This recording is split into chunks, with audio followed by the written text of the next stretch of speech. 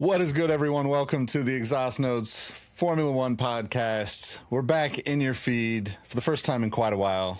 And honestly, we might just dip out on you once again right after this episode. But we figured new season, lots to talk about, new cars, new engines, new teams. There's literally everything new, even a new streamer.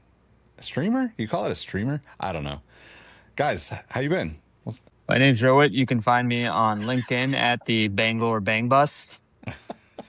Crap. It's been a minute. I did the thing I was supposed. My bad, guys. I'm rusty. Oh man, it's good to have those puns back. We've been good. I think we just left off summer break and we're ready to get back to it. Oh wait, okay. We missed the rest of the season. I think it's poetic justice that the thing you two wanted most in life was a McLaren title win and a McLaren driver win, and we stopped recording before you could even capitalize on it. I mean, we were too invested. We couldn't even focus on. Yeah, I get it. You didn't want to jinx it, but I mean, I also thought this was Todd's way of protesting the Formula One movie, which happens to be one of the Balhocher's favorite movies of the last year. So we can do that as well. Well, I didn't watch it yet. Really? Really? Oh. Can we do an episode where we just do a watch long with you? Live watch of the Formula One movie? Yeah. I think that'd make a great YouTube video. You just watch it, and it's just your face the whole time. Yeah. And it's just you reacting to it. I could do that. We'll take the sound off so they don't hit us with like a copyright, but it's just you watching the video. Because I want to see what you think of when you hear Plan C is for combat. Yeah. So I think this episode's going to be a lot of everything, but we'll definitely get some hot takes in towards the end of the show, because I feel like Rohit has been like stacking up hot takes. He's probably got some hot takes from last season that he still wants to throw out just for sake of ruffling feathers. I stopped watching Formula One because we stopped doing episodes, because I realized it's not my love of the sport, it's my love of my two co-hosts that kept me going. Wow. Are you aware that Lando won? Like, let's just... Lando Norris?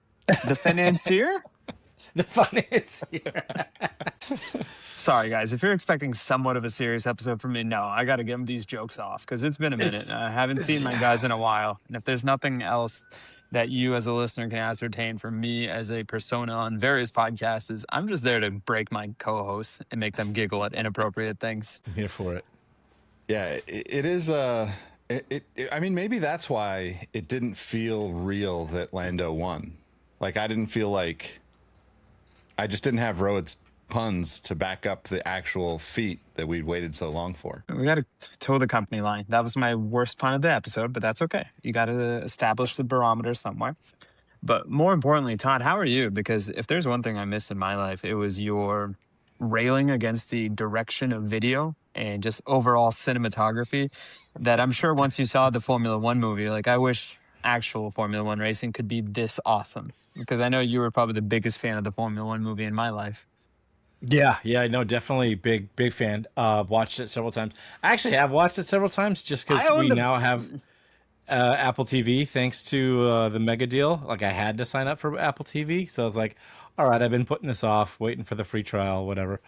But now, yeah, we got it. So I did watch it again, and it holds up. You know? I mean, if you have no logic associated with it, it's a really good time. But yeah, it's a fine movie if you don't care about realism or racing or acting or racing or Brad Pitt.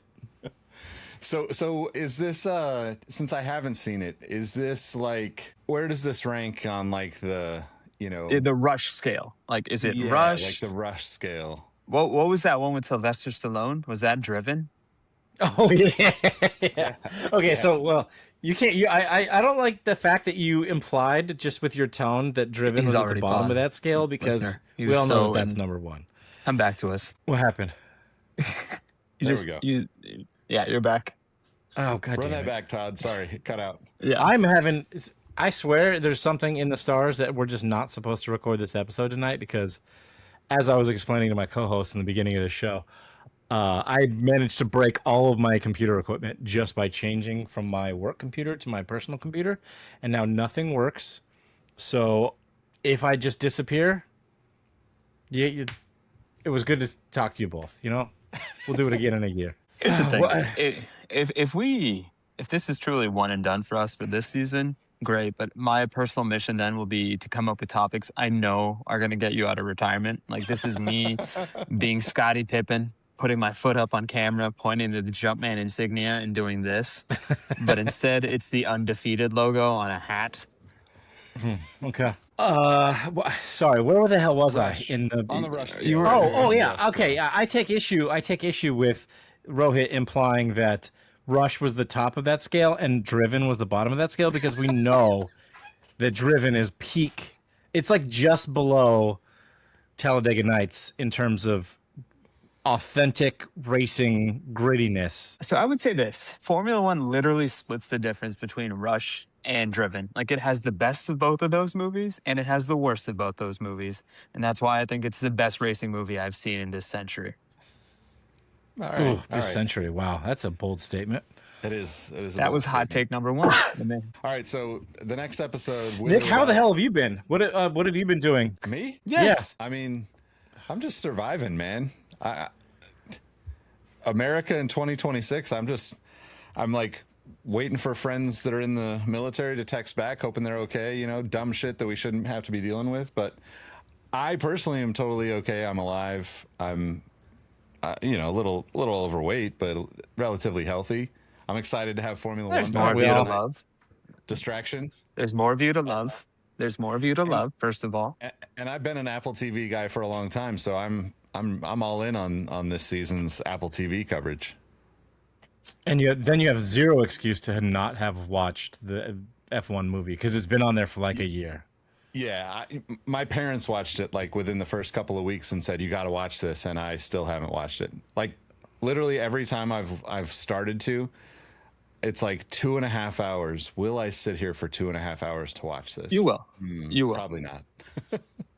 You will. You just need a big batch of edibles, cheesecake, giant bowl of popcorn, giant ball of popcorn, something to measure your blood sugar based on the diet I just gave you. So yeah, it'll be fine.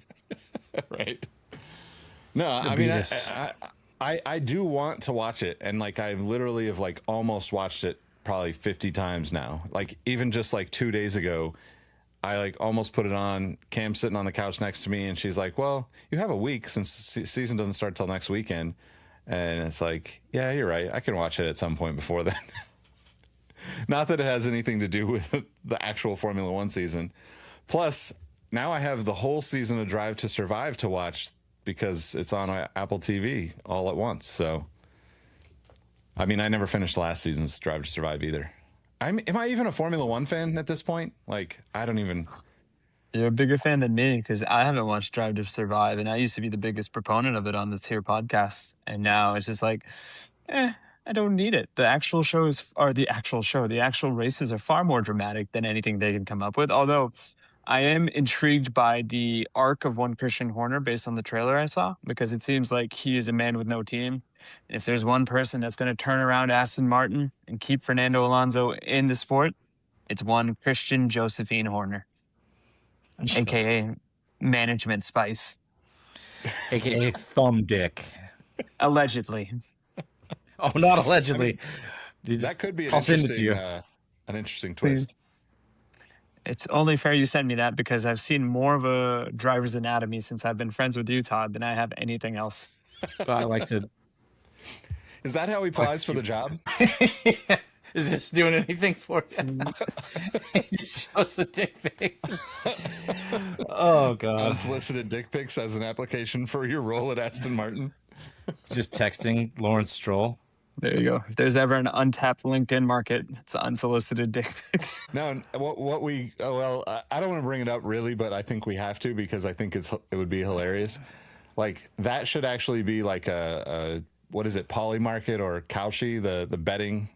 I'm anti-betting, but it would be hilarious if is there a over under on number of dick pics from Christian Horner this season? I totally thought you were going a completely different direction with the over under, like 6.5, let's just say. We're never going to get another episode again. We might get canceled, but this is a good way to go out. Yeah. It is. It is. Yeah, we are probably going to have some variation in the show. Like I've just been wanting to talk to people like these guys about Formula One, but I figured These maybe guys. if we don't have the three of us all together at the same time, which was always the challenge, maybe we're just doing like individual interviews at times and connecting with other fans of Formula One, so we can kind of give a little bit bigger of a mix, and then hopefully we can still find our ways to get, you know, every month or two or whatever, coming back together and, you know, doing an episode to kind of catch up and debrief on previous races and stuff. But yeah, we'll see. I also don't know, like one of the things I was going to ask you, Todd, because the Drive to Survive thing is really interesting, right? Like being fans before and like watching fans come into the sport, and obviously the sport is so much more, you know, of a part of American culture now than it had been since, you know, probably ever by numbers. But I would say that like there was eras in the 2000s where like people cared about it to that level, for at least in my experience. But if Rohit, if you're like not watching Drive to Survive, if the goal of Drive to Survive is like the funnel into the sport, then like how do other forms of racing ever grow without those crazy shows? And then what happens if the shows go off? Like if Drive to Survive goes away, do like, you know, like do people just stop watching Formula One, or do people actually graduate into being, you know, the thing that I think about is like, you've got to be awake at like 3 or 4 in the morning on some race weekends if you want to watch it live. And that's part of the fun for me, is like the best races are the races that I know that somebody in the Discord or you guys are going to be up and I'm texting or chatting with people while I'm watching it. Right. And I don't see that, you know, like, I don't know. I'm not watching NASCAR either, but maybe I'm missing out on something on that side of things too. I don't know. Well, I was going to not. say, You're go not. ahead, Todd. No, I was just going to say you're not missing out on NASCAR. I think you Like, are, I like- because the sneaker. Yeah, I was going to say exactly that. The sneakerhead revolution. Like, we're finally making it to the 4 wheels. Like, NASCAR dads now include sneaker NASCAR dads because he's won 3 in a row. And the thing is, if we thought Drive to Survive had a cult of personality, it's still nothing against what is, I guess, what we'd now consider the original Black Mamba. If you listen to the sneaker history episode recently, there's your tie-in, Nick. But yeah, I am going to be patient zero because I got into the sport because of Drive to Survive. Haven't watched it in years. Don't really want to watch it because, like we said, truth is stranger than fiction sometimes. And for as great as they've dolled up certain, let's say, mundane seasons of the sport, they also lucked out because I think they couldn't top the Lewis Max episode or season from a couple of years ago, because that truly was the sports apex. And I would really love to see, because I haven't seen the article that's been written in a couple of years now of, hey, Drive to Survive has unlocked yet another new level of viewers, because I think even that's kind of cooled off in a sense. But the thing is, for most people that stuck with it, they are now true believers and they're here for the majority of the sport. Yeah, I think it's going to be really interesting what this year specifically does because of the switch to Apple TV, and they already had a huge user base, and it's not anything extra for at least that I know of. It's not anything extra for people to sign up for to have F1 TV. No, like it's all like a part of it, right? So like last year I didn't pay for F1 TV because I was just going to do the ESPN thing, which sucks. Like ESPN is just horrible about everything. You don't get choices. You don't get like enough camera angles and options and all that stuff. But even just the broadcast itself is like rough. Pushed me away from the sport in a way, I guess. But with Apple TV, I'm expecting it to be like, someone who's watched a bunch of Apple TV shows. Like it's by far my most like watched subscription of the 3, 4, 5 that we have across platforms. For the quality of content, and I expect it to be pretty high with Formula One. So Nick, you're a baseball guy. Have you watched any of their MLB coverage in Apple TV? Because that's the thing. I'm not a big baseball guy.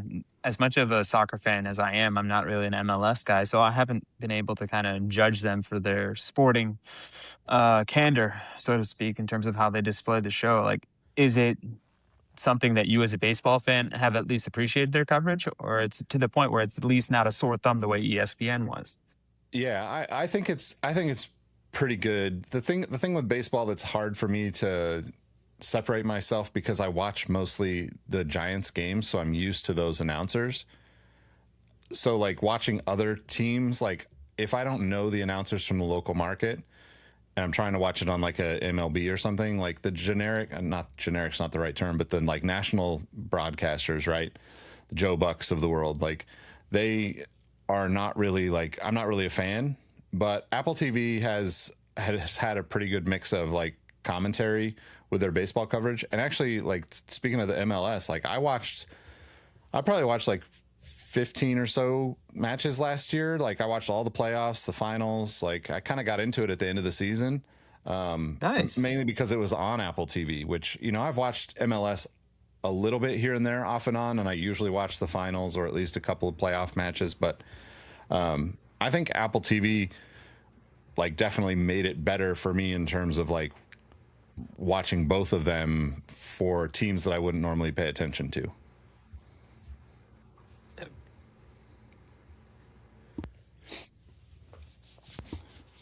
I don't know So if you're going back to your original question, Nick. Go ahead. Yeah, you asked about like how does other motorsports break into like the cultural zeitgeist like F1 has with Drive to Survive. I'm surprised that there hasn't been a copycat yet. There's like been some inklings and there's been some like mini series I've seen and some like documentary type stuff, but I'm surprised that there hasn't been like that, at least the company that's doing Drive to Survive, the box to box films, that they haven't like been tried to do a spin-off with NASCAR or IndyCar or WEC or like just even like Le Mans, like doing a mini series on Le Mans specifically, which is like the biggest, I would guess the biggest race globally, right? There's like, seems like every country has like fans or whatever, like a fan base that's about Le Mans. So I'm surprised that hasn't happened yet. But like, I also like kind of in the same page with you guys. I haven't watched this year's Drive to Survive just because I haven't had the interest to, I guess, because like Rohit kind of pointed out, the season was dramatic enough last year. Like we had the ups and downs. We had Piastri surging ahead, then we had Lando coming back, and then Max was in the mix at the end, and it came down to the last race, whoever was going to win the championship, right? So like that was enough drama, and I think besides the Lewis Max showdown, like some of the other years really helped by like them crafting narratives. Like they made Mazepin like a weatherman, right? Like they had like, granted that was funny and kind of came off more comical than serious, but like they crafted a story around that to help maybe some like bad parts of the seasons. Yeah. And we didn't really need that last year. So I don't know. Maybe that's why my interest personally hasn't been like, oh, I have to watch that right now. I'm sure I will at some point, but. Yeah. And then I was just going to say, it's not only that, for most of the seasons that were dry in terms of on-track stuff, that's when I felt Drive to Survive focused more on the fantasy fiction aspect of the sport, which was a lot of the episodes are predicated on driver movement, on principal movement. There was no real attention being paid to the race themselves because of the fact that everybody was in a contract year. And one of the things that we always say on this particular podcast is, hey, your contract is worth its weight in paper, and it's only worth the paper it's written on. So like that's where I think it started to kind of regress to the mean in terms of it became a little bit more of an American sport, because right now American sporting culture seems to be focused more on the possibility of something happening than the actual execution of games.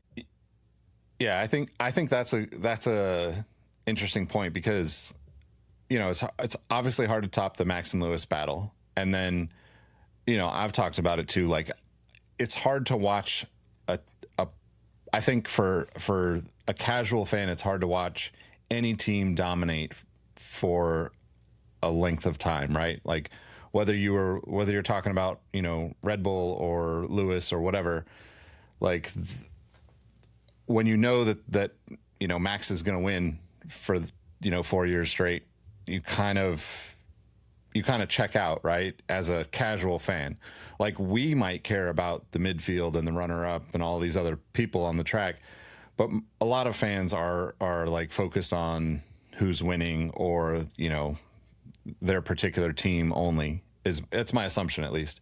But I think that's the interesting thing about Drive to Survive. It's like this time around for me, like I am actually curious how deep they go into the Horner thing, because like that's a like major shift in the sport to me that I would like to see more about and learn more about, which will get me to watch this season's Drive to Survive.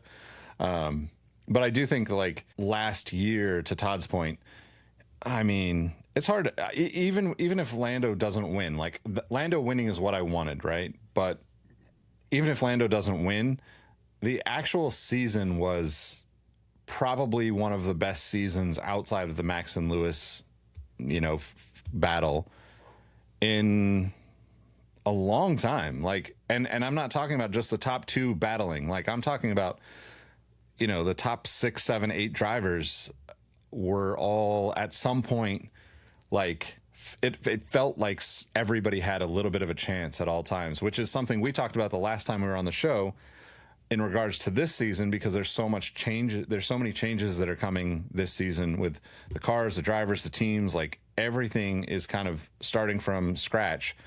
I know that that's not actually how it works, but like from a fan's perspective, it feels like, we're starting from scratch. Nobody knows what's going to happen, even though it's pretty obvious that Max is going to be dominant, or Max will be at the top of the, with Lando and Oscar, and, kind of everyone else will fall in the line behind that, at least presumably. I don't know. What do you guys think? But will he?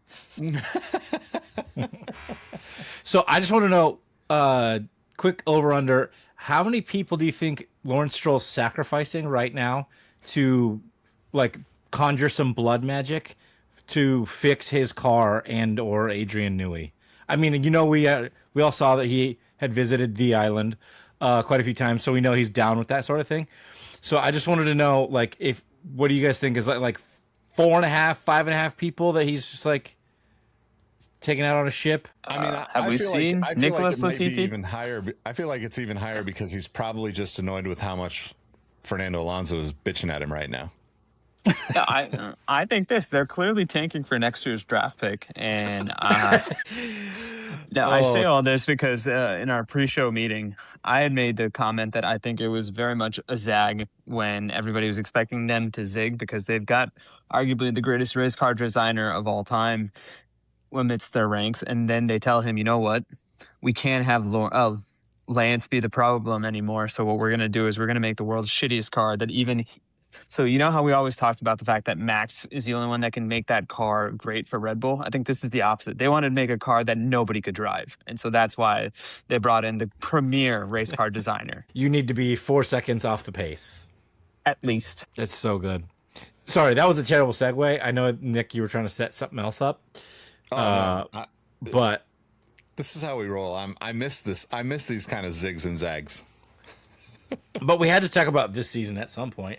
And I'm glad you did, because I think I'm more excited for this year, kind of like, as you mentioned, like there's so many changes. There's team changes, there's car changes, there's like every sort of change there's some regulation changes besides the car stuff.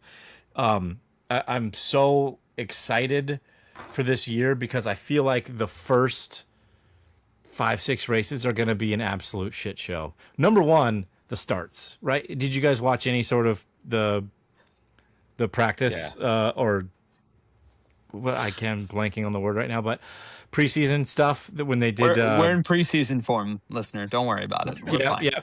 I can't even think of the word. That's awesome. But the starts were. They finally did some practice race starts at the end of the development testing. There it was. There's the word I was looking for.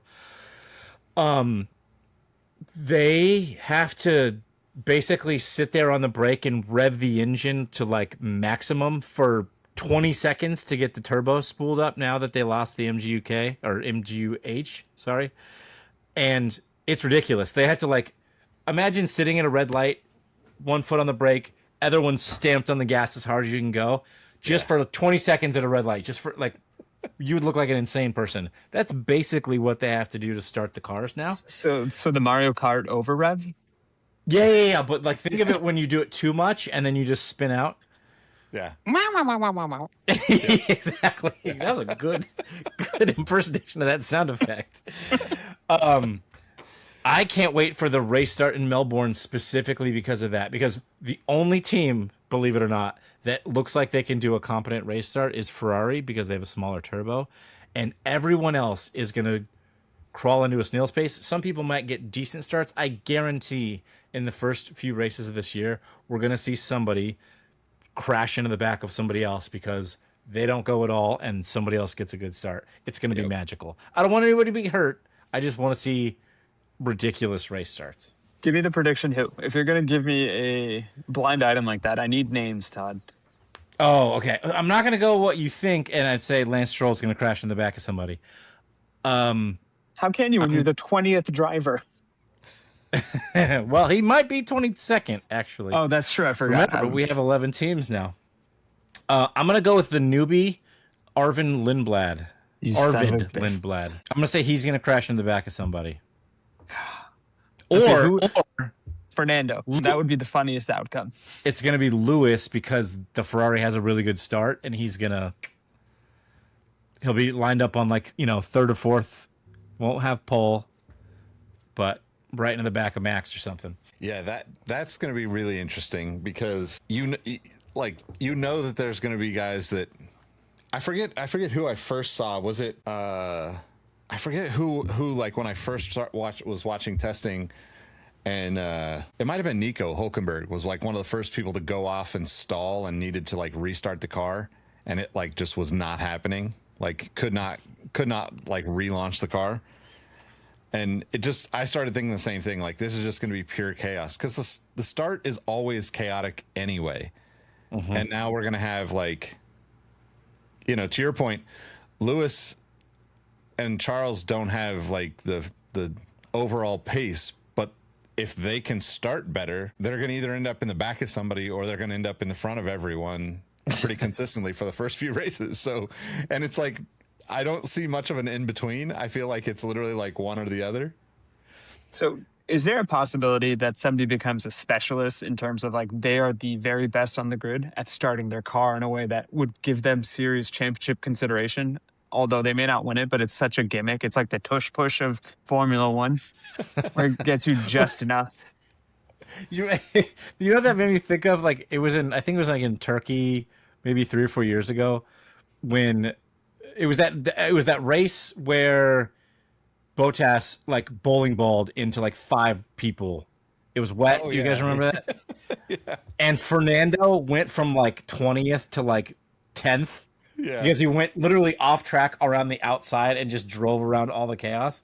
I feel like that somebody like Rohit was saying like somebody's going to figure that out for this year with this like start chaos and be like, even if they don't have the pace, they'll be like second and third in the championship because they'll like just have amazing starts and then not fall back that far because there's, like people will catch up with the faster cars, but they'll end up in like 4th or 5th for a while. Yep. Honestly, that's what's going to happen is it's going to be Fernando, right? It's going to be Fernando that's like, he'll somehow figure it out. He'll have the worst car on the grid, but he'll end up in front of everyone for like the first lap and then slow everything down for like 20 laps before he finally falls off or the car dies and he has to retire. Nick, you don't need to watch Formula One. You just described the second act. No, the thing I'm going to miss the most is the fact that we won't get to see Yuki react to these delayed starts and stops that you guys have so beautifully illustrated, because if there was ever a man that was meant for that occasion, it would be Japanese Cartman. Damn, Japanese Cartman is amazing. You just made me really sad and reminded me that Yuki's not on the grid. He's in the paddock, but he's not on the grid. Where is he on the paddock? Is he a reserve driver?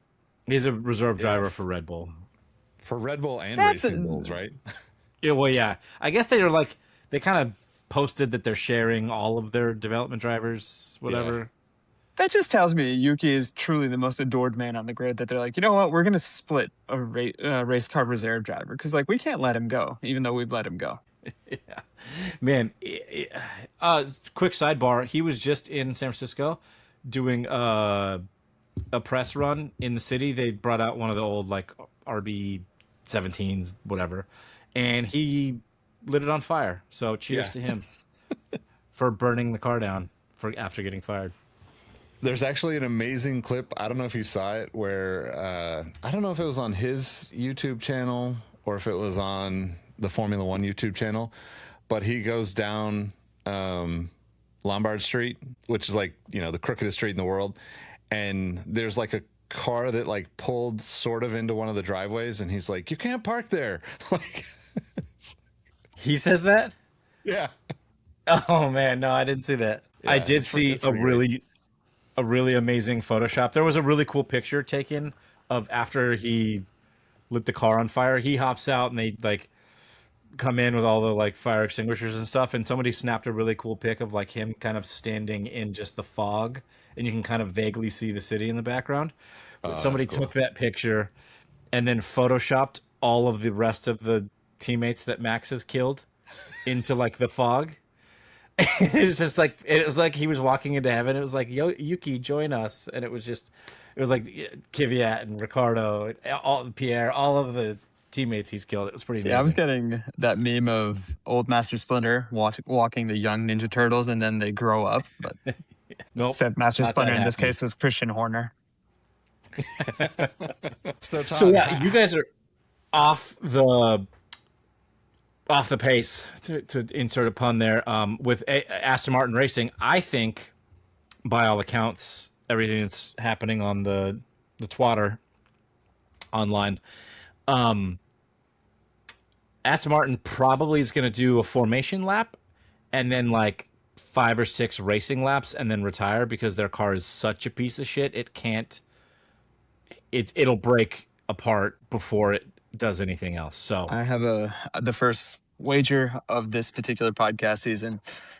What will be greater, the number of laps completed by said Aston Martin in the first race, or the amount of total episodes we released this year? Oh, I'm gonna go with our go-to of helmet using racial slurs is no longer an option. I'll give right? it time.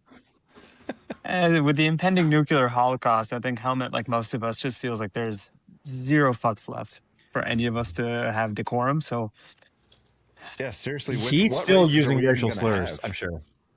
Racial slurs, ableist slurs. I'm sure he'll come up with a new type of slur that he's going to debut. He's really the Jackie Robinson of racism. Oh man! Can we please make that the episode title?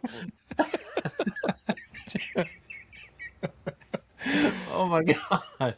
I do wonder, like, if we're actually going to see some of these races though, with all the chaos that we did an episode a couple seasons ago because there was that burgeoning crisis, and it was very fair to call it a crisis. And I forgot whether it was it in Jeddah or where was it, where like the missiles were going off during the oil fields got bombed during the race or something, or during practice. That just happened again, by the way. It was so Aston Martin's sponsor is Aramco, the oil company. Their facility in, I don't know if it's Jeddah or Dubai. No, somewhere in Saudi Arabia, I think. But it's close to the track, right? It's not. It's like 30 miles away or something. That just got bombed again, or like hit with a missile, like today or yesterday, something like that. But that just happened again. But yeah, to that point, we might not see a ton of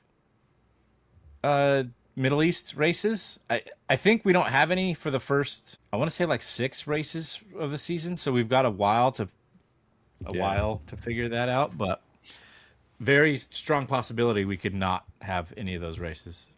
So much like he won the FIFA World Peace Prize, which is clearly the most prestigious award any of us ever grew in, do you think he might get the Formula One Peace Prize to go with it? And since he who shall not be named is going to solve the Middle Eastern crisis with sheer pluck, verve, and God knows what else is in that man's locker. Actually, I do, but if I say it, we're all going to get assassinated. So, Yeah, yeah. I would hope that we're past the ass kissing portion of things now that I don't know. I mean, he just seems to be like I don't know how we got like the worst human beings on the planet to become like the leaders of our country. no, but the thing and maybe the bar has fallen dramatically short, but it's like, I'm surprised Formula One didn't like throw a ham-fisted way to appease him as well. Because I figured if there was one organization that was going to do it, it would be them. But to their credit, they've kind of maintained a distance with the orange one. And I'm not talking about the McLaren car. We haven't we haven't had a chance for them to like that interaction to take place yet, right? Because the last time it happened, it was like a rebel group, whatever, bombing the Aramco thing. But that happened like there was no previous action to that. It was just like they were already in town for the race. Like I think it was during practice or something, right? That it happened. Right. Yeah, I think so. It was. So like we've got months leading up to, or at least a month plus leading up to our first Middle East race. I don't think the drivers or any of that, like the teams would go like knowing that that's going on, right? Like I think Formula One would have to, because the teams would be allowed to like make that statement or make that gesture or posture to say like, no, we're not fucking with that. Don't you think? Like, who knows? Maybe MBS will like be like, well, you have to because it's in your contract. Like he would absolutely kiss ass and bend the knee to Orange Man, but I don't know if the teams and drivers would. I mean, put it this way. What we know about Lewis Hamilton, he's definitely not going to do anything of that sort. Yeah, but he ends up kind of being like the lone wolf on the grid when like it comes to standing up for things, right? And especially with like just how shitty things have gone, like it wouldn't surprise me if there's some sort, I don't know, Formula One is also like not a not a shining star of morality in any way, shape, or form either. So it's kind of hard to imagine that they're going to stand for something, considering all the some of them had a hard time kneeling that keep the sport alive. I don't know. I think Formula One, much like a lot of things in life right now, are in a very weird spot. And I really hope that these new regulations bring us a tiny amount of joy because everything else is so dire. Oh, if you're looking for chaos, I mean, if you were inferring bringing us chaos by that tiny amount of joy, then yes, I think we're in for that. I'm so excited for like a car to be leading and just run out of battery and fucking explode because they didn't like harvest enough or whatever. I don't know. I know it's like such a cynical way to view like the upcoming season, but like we look back not even probably just over a decade ago, the reliability was so much worse in Formula One. Cars were breaking down left and right. Yeah. That we've been spoiled, or it almost not spoiled, but like we've been lucky in a sense that like cars are so reliable now, but also unlucky because it's made for some boring races, which if there isn't like a pace difference or a weather event or something like that, we've had a fair amount of like flag to finish, pretty boring races with Max out front or Lando out front, or even prior to that, like Lewis out front by 20 seconds. Like, yep. So if cars start exploding or fucking breaking in half, it's going to be kind of sweet. As long as people aren't getting hurt. We've basically, based on how you've told me this, we've recreated Mario Kart, and this is the second time we've mentioned it, but that's what's going to get us through this season. Now, the question is, I know Todd's going to make the obvious, well, if there's anybody that's Waluigi on the grid, it's my boy Esteban Ocon, but give me some of your other Mario Kart and Formula One counterparts. Oh, wow. I don't know if I would put Esteban. Oh, I was just talking about the sheer gangliness. No, that is a good call, but like, he's more, man, that's... What's that wizard guy's name in Mario? Yeah, the one who... Yeah, I don't know his name, but he's basically Jack Black's Bowser's right-hand man. Yeah, that's who I would put as Esteban. How dare you? And like Yuki, if you're still on the grid, would be Bob-omb. You think so? I thought he would Yeah. be Toad. No, man, that's hard. I mean, Leclerc would be Mario, right? Can we all agree on that? I thought Leclerc would be Luigi because he's just an emotional wreck ready to collapse at a moment's notice. Then who's Mario? I don't know, but Wario is Fernando Alonso. Yeah, that's fair. That's fair. I think we can agree on that. That's good. George Russell's Princess Peach. Yeah, 100%. I thought Magnussen would be the Bomb Bomb. Oh, Anyway, listeners, if you're still listening, give us a like, rate, review, and come up with your greatest Mario Kart Formula One counterpart. If you give us 3 reviews, we'll be back next week to do more of this ridiculousness. For every review we get, that's how many episodes we're doing. So tread lightly, listener. I think it's hilarious, thinking about when we started this, 4 seasons ago, and Todd was always the motorsport purist of the group, and now he's the one just looking for NASCAR levels of death and destruction on the grid. It's literally what's the saying, you live long enough to become the villain or something, and Todd has become the villain of Formula One fans now. Todd version 1 died a hero a long time ago. Todd version 2 is the villain that we all need and deserve. It's not that I want the carnage, because I think there's also a chance that because of the way that they built these cars with less downforce, the tires have less contact patch. I think there's a lot of potential for good racing as well, but this whole battery, 50% battery, 50% combustion engine thing is definitely not it. The fact that they're... Go ahead. Go, Ro. I was just going to say this. Interject. When is the next set of regulations going to come in? Oh, 2030 or something? They're talking about new engines maybe, I think we're going to get a new set of regulations by 2028 at this rate, based on how calamitous you've described all of this. I don't know if the engineers are going to fix the things that are wrong, right? The fear is that if they do, and there is again, reliability and consistency, that it's going to be a lot of, because there's no more DRS, it's just going to be a lot of very predictable. Everybody uses boost at the same time. Everybody uses overtake mode at the same time to defend and or try to overtake. But while we don't have that consistency, there could be really awesome racing and that carnage.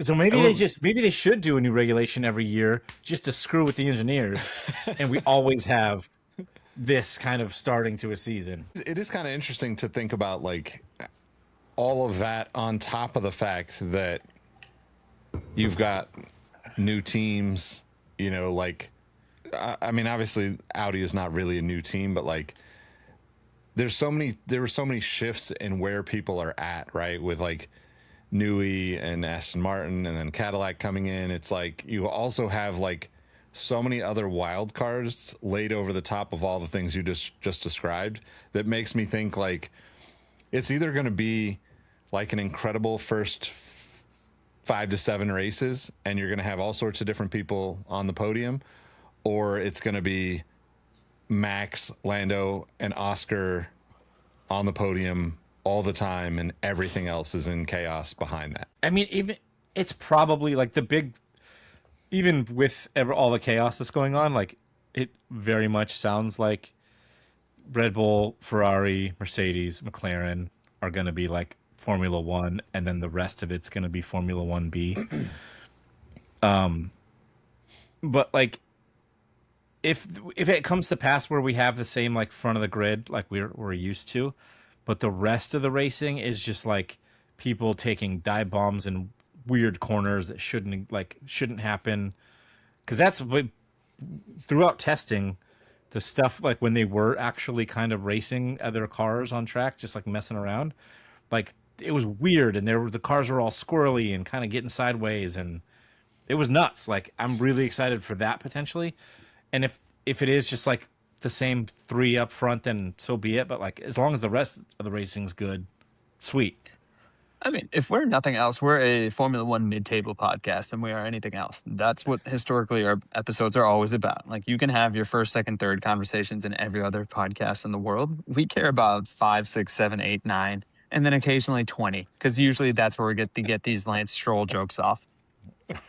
Yeah, I mean, it's just going to be an adjustment thinking about 22 spots on the grid versus 20. You know, like, do we still ridicule drivers that are like 16 and below, or is it like literally we have to only talk shit about the people that have 0 points for the entire season? Like, where do we distinguish our mid-table approach to the podcast? I guess my question is it a hot take that I think every single driver on the grid will score at least 2 points this year? Yeah. Then there it is. So who is not going to score points, Todd? Why is it always me? It's like because you're the serious one. Me up. Under the bus. You're the serious one. It's going to be Aston Martin. Besides Aston Martin would be how I would ask that question. Yeah. Besides Aston Martin, who else is not going to get a point? Probably Cadillac. I think by the season's end, Aston Martin will have figured their shit out, and then Cadillac will end up last just based on finishes, but I don't think either of them are going to have points. I don't think Alpine's going to have any points either. But this is the part of the podcast where you tell me, well, Ro, actually, is something that's watched preseason. They've been dominant. But I thought last year they were pretty atrocious. Who else is there that I can poke at? Great. Nico Hulkenberg got his podium. Don't expect anything out of him this year either. Just be done with it. I don't know. It sounds like Audi's like relatively happy with where they are. It is like that. I'm excited to see how their engine, because they've been working on that engine for years now. How it's like an actual Audi's going to be a works team, and they're the only team using the Audi engine, so that's going to be really interesting. But to your point, like it sounds like it's going to be between Alpine and Haas for like the best of the rest. So At Williams, because that's a driver lineup I still have the most faith in, because I do think Albon and Sainz together are head and shoulders above the rest of the midfield as a complete pairing. yeah, I totally agree with you, but it sounds like the car came in pretty overweight into testing. So now it's going to be the first chunk of the season is just going to be trying to get down to the minimum weight. So it's playing itself into preseason or regular season stuff, just like old Rasheed Wallace. So is there any chance that Aston Martin is just like sandbagging beyond anybody's like thought possibilities, and they like turn it around? They're like, oh, just kidding, we're good. But see, here's the reason why I don't think that. Because if there was a person or a driver on the grid that I could guarantee can't keep a secret, it's Fernando Alonso. Oh, I think of George Russell when I think of not being able to keep in secrets. Oh no, I think he would be the best. I think he's like the gossip girl of the grid. No, I do think that might be Yuki. No, but I do think this, like, everything we've known about Fernando Alonso is he very much wears his heart on his sleeve. And let's just say he's not been a shrinking violet this offseason in terms of what his expectations of the car are. And I mean, couple that with last couple of years where we keep saying, hey, this is the year Aston Martin's going to get sold because we're going to get rid of the curse that is the Stroll family in Formula One. But I just think it's gotten to the point where he might actually retire. And that's the most jarring thing to hear about Fernando Alonso. yeah, I mean, if it's like a total shit show, I could see him going somewhere else. And by that I mean like some other form of racing. They were talking kind of in the preseason about Max and Seb and Fernando doing like a Le Mans team, which would be friggin' amazing. That would be crazy. They could probably I would watch win, Le Mans. like, the hype. I would watch Le Mans this year if they did that. Yeah. Max is definitely keeps hinting more and more about doing touring car stuff or like WEC, whatever. But yeah, I don't think they're sandbagging. Back to your original question, like the somehow they posted telemetry from one of the tests, and they can actually track the engine RPMs, and everybody else was at like 12,000 or whatever. And yeah, I saw this. The Aston Martin, the Honda engine, was capped at like 8,400, like a regular road car, and they were like 4 seconds off the pace per lap. So that would be like they just need to figure out VTEC, man. Like, you know, I've had that same problem in the past. Hot take for you. Aston Martin will be the first Audi Works customer for this year after those first 5 races, where they're just going to be like, F it. You guys got any other cars? Lawrence Stroll will buy a car off of them. And give it to Lance. They do when have is that down? It's a 2-year deal with Honda, right? I think. I don't even know what the deal is, but like the way that they built the car, and that's part of the reason that it's shit, is Honda's been working on this thing called the Size Zero concept engine, basically making like the most minimally packaged or size-wise engine that they could to like make the car light, make aerodynamically it fit. And apparently Adrian Newey like demanded that and said like, this is how you're going to build your engine because it has to fit in the car, because I'm not going to bend on my design. You guys have to fit your shit into my car. And that's part of the reason why the engine doesn't work and the battery falls apart after like 5 laps. But do you think that they, in this case, Aston Martin, are doing this primarily to get Fernando Alonso off the grid so then they can give that spot to Yuki and then the prophecy is complete where you'll have Yuki in a Honda car? I mean, I hope so, but I also wouldn't want Yuki to have Stroll as a teammate. Maybe I do, because then he would just look like a rock star all the time. My point exactly. God, can you imagine Yuki getting beat by Stroll, though? If it's wet, that's possible. He goes full when it's wet. Welcome to the story of my canceled biography. If it's wet, it's possible. You missed this, listener. I know you did. Jesus. Yeah, I wasn't expecting that one. That's why I said canceled. Canceled biography. I don't know why you canceled it. That's a biography I would want to read. Look at me. You don't want to read it. I do. All right, so do you guys want to do the traditional prediction? So who do we think is going to win, first of all? Let's go constructors first. I really hate to say it, but I think it's Merc. Oh, I wasn't expecting that. Say it, Nick. Say it. I think it's McLaren. I honestly want it to be Ferrari, though. I think it's going to be Ferrari. I think if not this year, I don't know when. I feel like it's better for the sport when Ferrari is super competitive, and I feel like it would be a good time for like close the Lewis chapter in the next season or two. Get that last championship. Team gets some credit for a win, but I also I think it's gonna be basically Lando, Max, and Oscar at the front all the time, and everyone else is gonna fall in place somewhere behind. But interesting, nobody said Red Bull. Well, oh, you mean for constructors? Yeah, I don't. Yeah. Until Max has cloned himself. Yeah. But he doesn't need to. I mean, we've already seen him single-handedly win the constructors. We just don't think that type of dominance is going to be possible, is what I'm getting from the two of you. Yeah. Okay. Speaking of Max, who's going to win the drivers? So let me ask you this, Todd. You said Mercedes was going to win, correct? Yeah. Who will score? I'm assuming George Russell is scoring the bulk of those points? Yeah. So then is he a top 3 finisher in your scenario? In the driver standings, yeah. Is he a top 2 finisher? I would think so. I think he gets second place. I would guess. Okay. To Max. Okay. Nicholas? I'm gonna say Oscar's gonna be 1, Max 2, Lando 3. And Lando he's won it once, and that's more than enough for him, which seems apropos. But I'm probably going to be like a pretty diehard Lewis fan for the next season or two, just to hope that he gets that final place of his own with that 8th title. I would like to see Lewis. I'm going to just go for sentimentality. I think Ferrari's going to do it. I think Lewis is going to win because if nothing else, I need to justify buying that Lego helmet set of his that's going to come out pretty soon. Also, if he wins, does that erase all of the Kardashian curse conversation that's happened for the existence of the Kardashians? That's a good point. I didn't consider that into my decision making, but see, sad to say.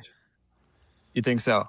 I don't Yeah. think I don't think she's going to make it to midseason. I think he's going to get his head on straight, and at best, she might be at Monaco cheering him on from the pit side, but that's about it. I don't think we're going to get that much of a Kim like infestation this year. She's going to break that man. I'm sorry to say it.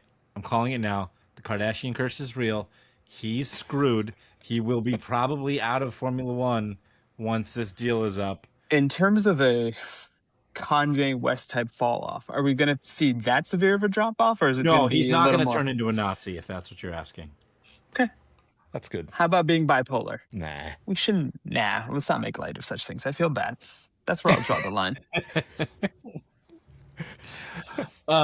We've had the opportunity to draw the line about 50 different places in this episode. We finally found it. Yeah. Okay, a couple more for you. Give me, I was going to say surprise podium, but how about just surprise team or surprise driver? Either way. I'm going to go with the opposite of Todd and say that I think Cadillac's going to pull some miraculous thing out at some point during the season and have, I don't know if they'll get a podium, but I think they'll have like a couple of strong performances by halfway through the season that we will be surprised by. I think it's going to be they get one race where both cars are in the points, like an 8th and a 10th.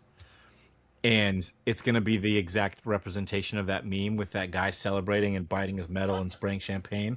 And then it zooms out and he's actually in 3rd.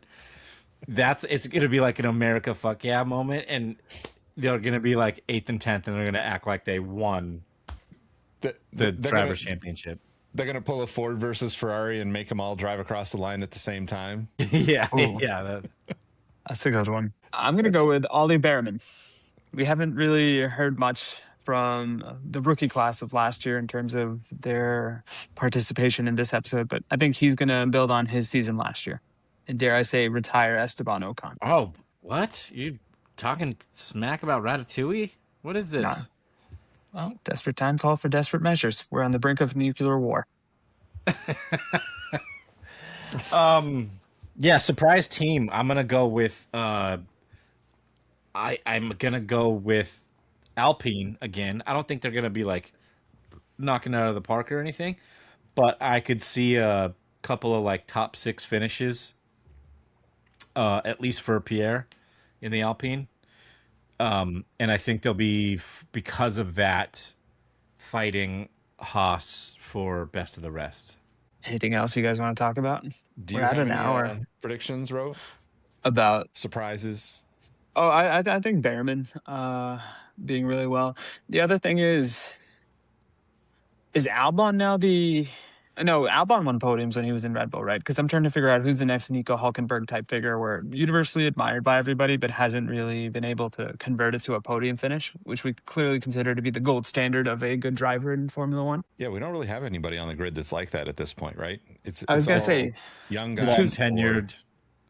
everybody's either second year or younger or won at least one race, which is crazy to me because I imagine that's not the usual distribution of championships or not championships, race winners on a grid because it's Lando, Oscar, Max, Hajar hasn't won. Maybe Hajar is the closest we're going to see to a new podium placer, or did he place on a podium last year? I can't even remember.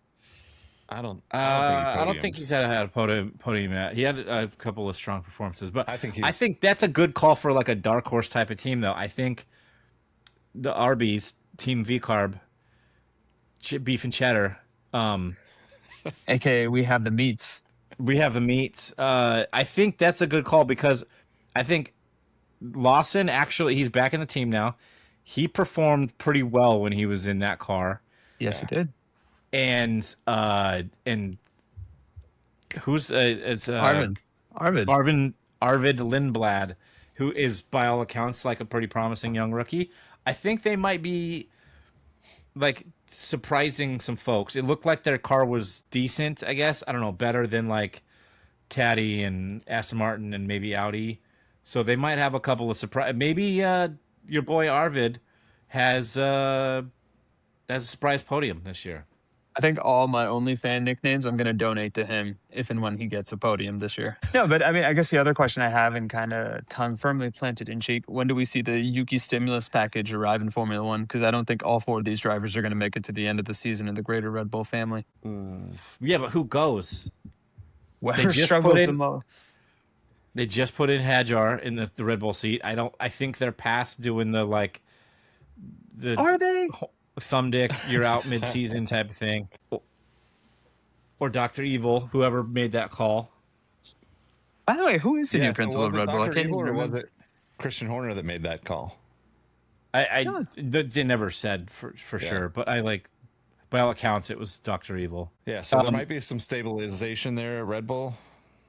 Laurent Mekies is the team principal of Red Bull now. He came from Red Bull Race, or V-Carb, whatever. Yep.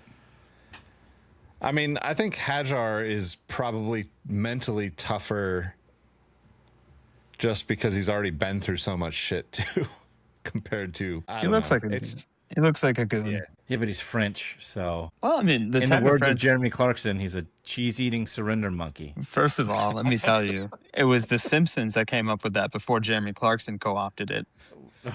Wow. And second of all, do not say that to your French coworker because you will get asked to talk to HR. Not that I know from experience. Man. All right, let's wrap on one final prediction for all 3 of us. How many different drivers will win a race this year? Okay. Let's count them out. So Max, Lando, Oscar, those are the nailed on. I would be very surprised if any of these guys don't win at least one. Georgie, let's go to Lewis. Do we want to? I need to see it. I don't think Lewis is going to do it. Chuck. Actually, no. Chuck. I said Lewis is going to win the yeah, Lewis is going to do it. Sorry. It's been a hard time for all of us. Charles, Chucky, Kimi. What are we thinking? That's the other one. I'm very interested to see how he gets on this year. So that's I think Kimi 7. wins a race this year. 7. That's a lot. And anybody in the also go. No, I would also say 7, but I'm taking Lewis off that list, and the other person would be. We always have one surprise race winner, like Ocon, Gasly, things like that. So I think it's going to be 7, but one of them will be like the first time race winner type of situation. Is it a bridge too far for Nico? He got his podium. God, that would be sick. That would be. How many races do we have this year? 24, I think, again. Give or take a handful for however long this stupid ass war goes. Not counting sprints. Yeah, I mean, obviously that could be cut down by a fair amount if this thing conflict does not resolve itself. Let's leave it at that. So I would throw one more wild card in there with my 7. Do it. An absolute this is like the lottery ticket with the bonus number that never happens. And why is it Lance Stroll? Carlos Sainz just has an incredible run at some point and gets a win. I would like to see that. I'm almost leaning that maybe Albon gets. Did Albon get a podium last year? I know Sainz did. No, it didn't rain enough for Albon to get a podium last year. Another wet all-star if we've seen one.